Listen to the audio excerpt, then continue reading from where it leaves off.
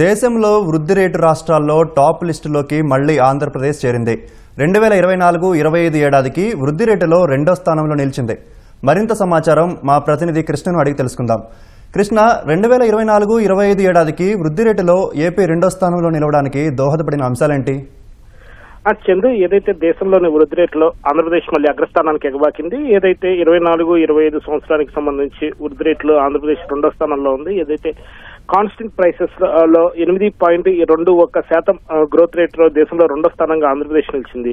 9.69% growth rate తో తమిళనాడు రాష్ట్రం మొదటి స్థానంలో నిలిచింది.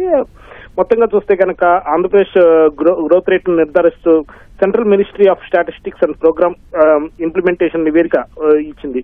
వైసీపీ హయాంలో రాష్ట్రంలో కేవలం 6.19% ఉన్న వృద్ధి రేటు ఏడాది కాలంలోనే, అంటే గత 11 నెలల కాలంలోనే 2.02% పెరిగి మొత్తంగా 8.21% నమోదైంది.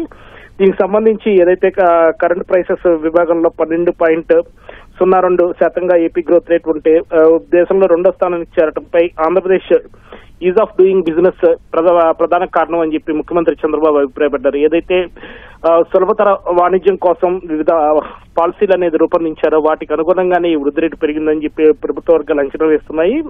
ముఖ్యంగా వ్యవసాయం, పరిశ్రమలు, సేవలు, ఇంధన రంగం సహా పలు రంగాల్లో తీసుకొచ్చిన విధానాల్లో మెరుగైన ఫలితాలు వచ్చాయని చెప్పి సీఎం చంద్రబాబు అభిప్రాయపడ్డారు. ఈ వృద్ధి రేటు రాష్ట్ర ప్రజల సమష్టి విజయంగా ఆయన వివరించారు.